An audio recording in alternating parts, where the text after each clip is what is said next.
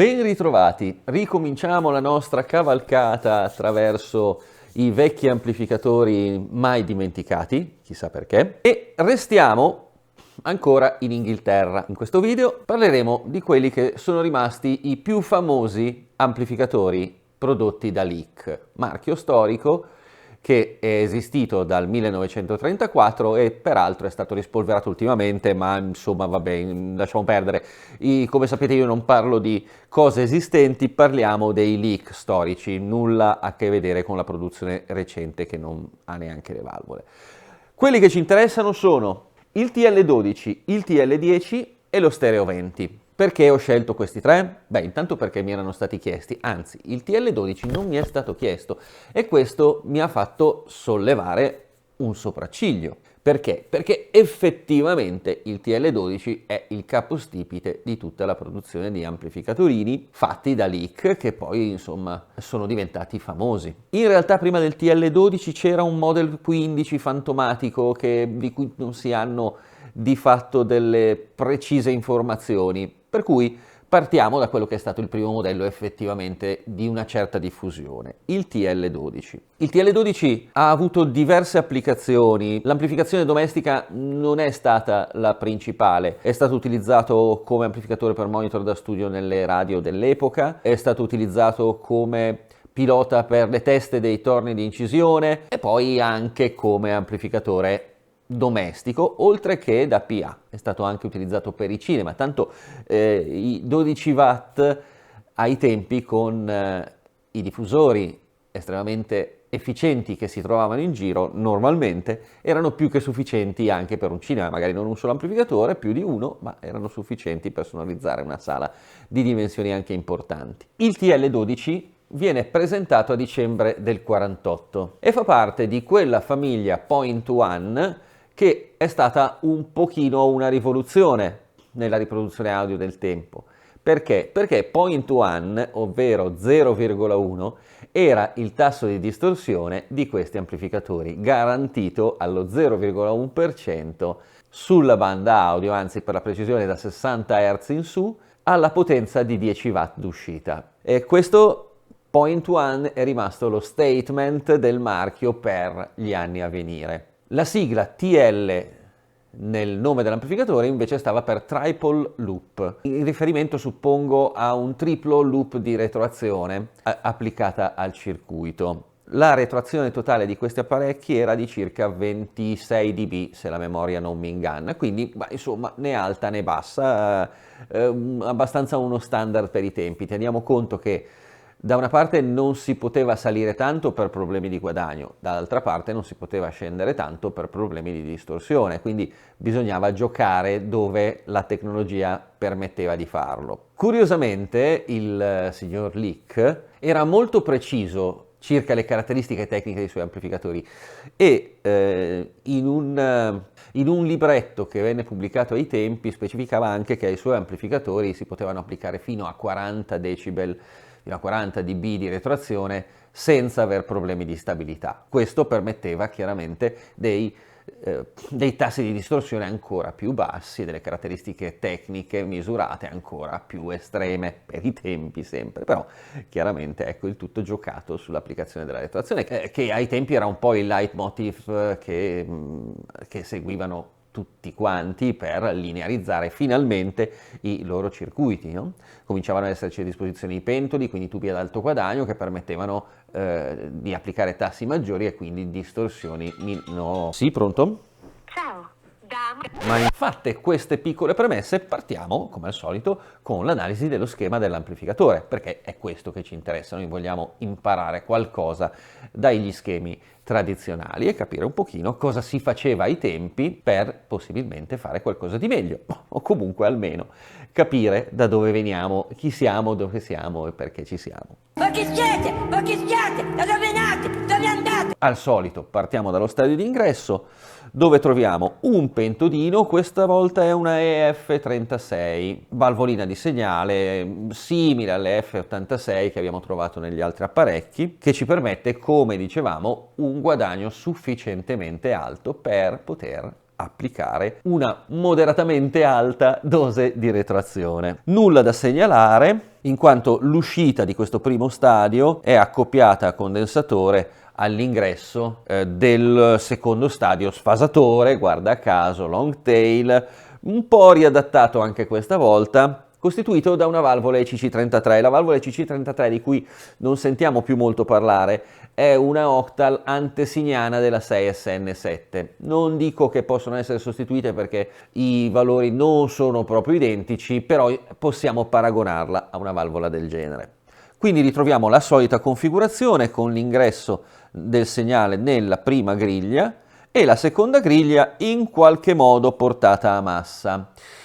Dico in qualche modo perché nel nostro caso, ed è uno schema che ritroveremo in tutti gli altri amplificatori di Leek, la seconda griglia, anziché essere piombata a zero, in realtà è portata a massa tramite una resistenza da 1,5 MHz, quindi molto alta, e poi tramite una 10K che è attraversata comunque anche lei dal segnale e garantisce la corretta corrente di polarizzazione alle nostre due valvoline. I due carichi delle due sezioni sono leggermente diversi.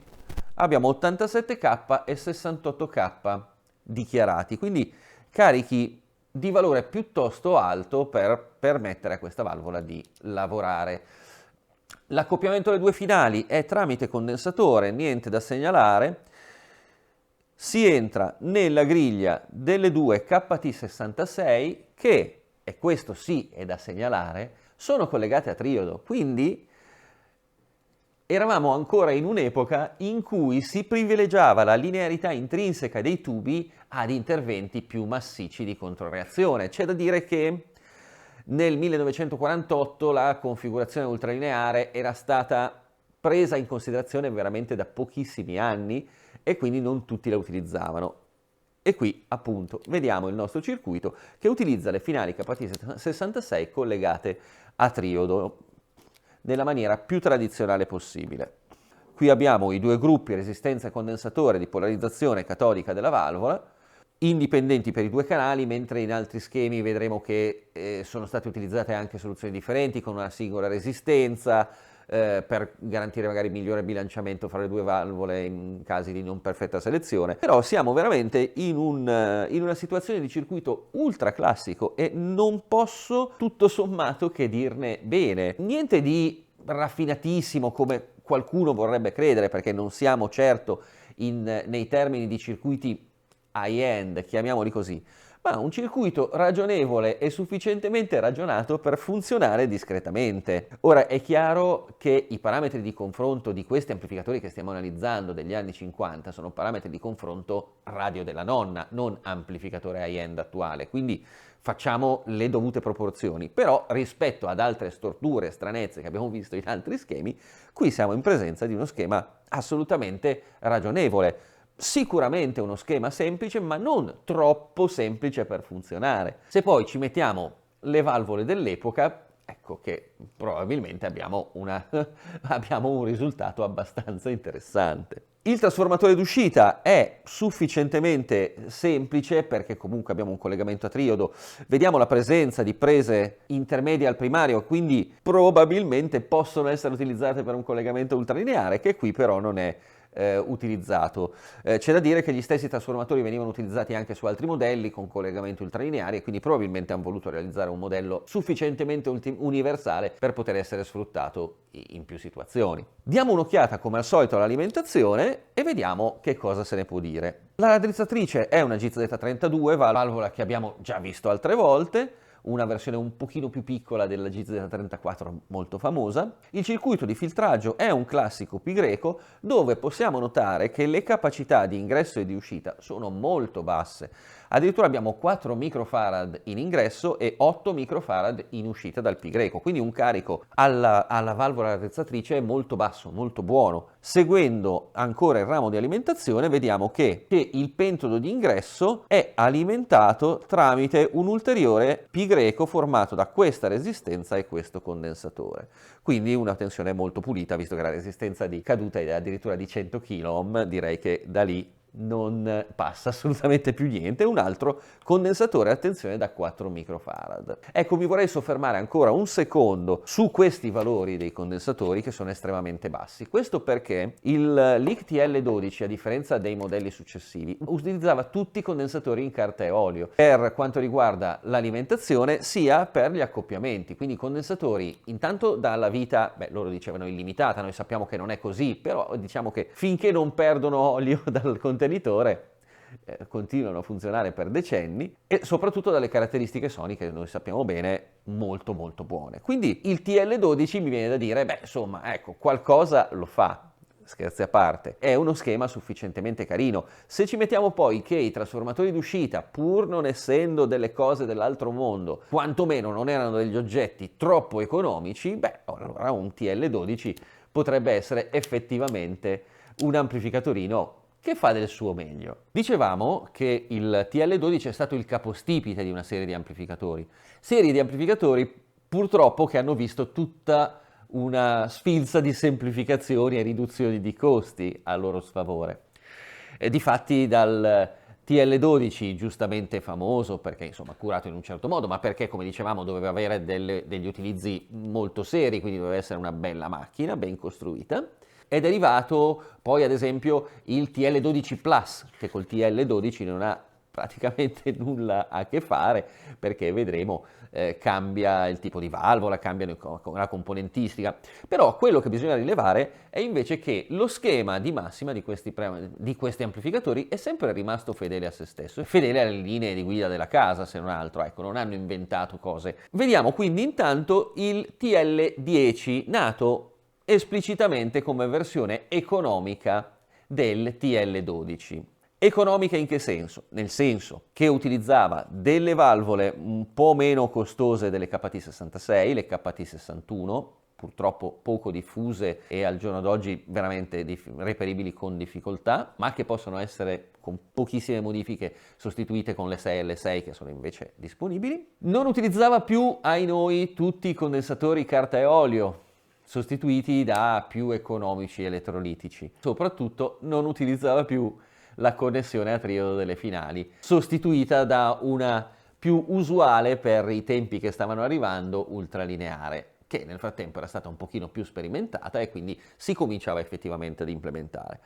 Questo ne fa un amplificatore sicuramente meno pregiato del fratellone TL12 sotto molti punti di vista, però insomma viene ancora in qualche modo tenuto in considerazione. Ecco, diamo un'occhiata di massima allo schema, ma solo per rilevare che le differenze concettuali da quello del TL12 sono veramente molto limitate. Allora, stadio di ingresso sempre a pentodo, questa volta il pentodo è la più comune EF86, sempre con l'ingresso della controreazione sul catodo esattamente come abbiamo visto, accoppiamento al phase inverter, all'invertitore di fase long tail, con valori molto simili a quelli del predecessore. Bisogna rilevare che questa volta la valvola non è più l'antica CC33, ma è diventata effettivamente una 6SN7. Viene gestita con valori del tutto simili, sia di polarizzazione che di carico, sempre con quella leggera differenza nel carico fra le due sezioni. Leggera differenza utile per bilanciare i diversi comportamenti delle due sezioni, avere un segnale più bilanciato sulle due uscite e quindi diminuire eventualmente distorsioni di seconda armonica dovute proprio alle asimmetrie dello stadio splitter. Accoppiamento a condensatore con le due finali che, come dicevo, questa volta sono collegate in ultralineare. Vediamo qui che il terminale è stato utilizzato per essere collegato alla griglia schermo. Il trasformatore d'uscita è molto simile come configurazione, il punto di prelievo del feedback è quello direttamente a ridosso dei diffusori e l'alimentazione, vediamo un po' che cosa è diventata. Ecco, allora, a proposito di economie, però a ridosso della drizzatrice cominciano un pochino le sorprese. Chiaramente abbiamo condensatori che, come si può vedere proprio dallo schema, sono diventati degli elettrolitici, sono aumentati leggermente i valori, calando le prestazioni del sistema in generale, siamo passati a 8,8 microfarad sul primo pi greco. Pi greco che non è più induttivo, questa volta abbiamo una resistenza da 1K, che ci dà chiaramente una reiezione minore ai disturbi e una caduta di tensione maggiore, ma tant'è, bisognava risparmiare. Abbiamo un altro piccolo pi greco resistivo per filtrare l'alimentazione del primo stadio. Anche qui con condensatori elettrolitici da 8 microfarad, sono tutti uguali. Quindi vedete, abbiamo aumentato la quantità, cioè abbiamo aumentato la capacità utilizzata, abbiamo diminuito i costi, abbiamo diminuito le prestazioni dell'alimentatore. Però questo era il risultato cercato e quindi direi tutto ok. Solamente appunto fra un TL12 e un TL10 io tenderei a preferire, ovviamente, ma non è un mistero, il TL12. Questo schema diventa un po' più complesso, perché? Perché ha 2 canali, sì, perché nel frattempo la radio AM e i dischi monofonici avevano lasciato spazio alla stereofonia e quindi tutti quanti si adeguavano a fornire degli apparecchi stereofonici, 2 finali mono in un telaio unico, che era un pochino più pratico da maneggiare e da gestire. Quindi nasce lo stereo 20. Lo stereo 20 non deriva direttamente dal TL10, deriva piuttosto dal TL12 Plus che abbiamo nominato prima. Di fatto lo stereo 20 erano 2 TL12 Plus nello stesso telaio ed è forse il modello fra tutti meno interessante, perché qui le economie si sono fatte sentire un po' di più. Riconosceremo un po' di dettagli del TL12, un po' di dettagli del TL10, un po' sparsi qua e là nello schema, però nuovamente lo schema concettuale è sempre esattamente lo stesso, adeguato alle esigenze del tempo. Partendo dall'ingresso vediamo che non abbiamo più il pentodo, e questo tutto sommato non è una brutta cosa. Abbiamo una sezione dell'ECC83, l'ECC83 che più o meno tutti conosciamo perché è ancora viva il giorno d'oggi, è un triodo ad alto guadagno. Questa ECC83 chiaramente veniva spartita fra i 2 canali, utilizzandone una sezione per il canale destro e una sezione per il canale sinistro. Anche lo stadio sfasatore utilizza le 2 sezioni dell'ECC83. Purtroppo abbiamo perso la 6SN7. C'è da dire che l'ECC83 ha un guadagno più alto, ha un'impedenza interna più alta, una capacità di pilotaggio un pochino più limitata, però scopriremo nello stadio successivo che questa capacità limitata tutto sommato non è un grosso problema, perché anche le finali sono cambiate.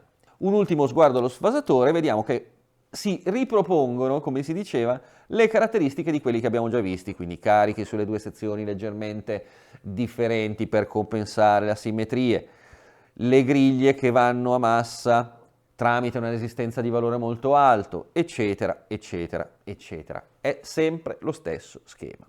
Per quanto riguarda lo stereo 20, dicevo, perdiamo ancora un altro quarto di nobiltà per quanto riguarda le finali, che diventano delle economiche e L84. Economiche non vuol dire che facciano schifo, vuol dire semplicemente che rispetto alla KT66 del TL12 siamo su un altro pianeta, ma gente, la cosa è oggettiva. Collegate per avere sempre una potenza di 10 watt in uscita in ultralineare al trasformatore. Ecco, qui c'è la nostra connessione.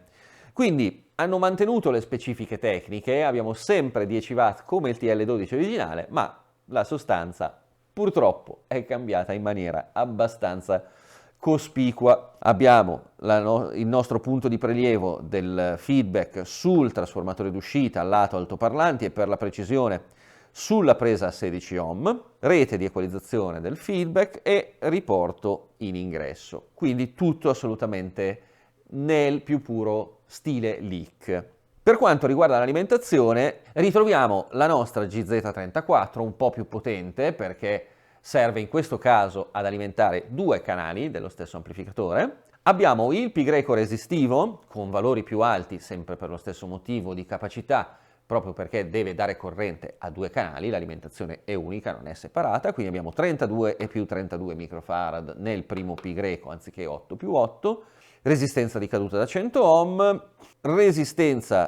prima resistenza di caduta che forma un altro stadio di pi greco con il primo condensatore dell'ultimo pi greco, alimentazione dello stadio di sfasamento e poi l'ultimo pi greco con 47K di resistenza di caduta e 32 più 32 microfarad che va a alimentare lo stadio di ingresso. Quindi abbiamo effettivamente un'alimentazione piuttosto pulita, anche se non sono stati usati per motivi di costo dei componenti induttivi. Abbiamo comunque un filtro a pi greco a 3 stadi, quantomeno a livello del primo stadio di ingresso ci fornisce una tensione sufficientemente pulita e stabile.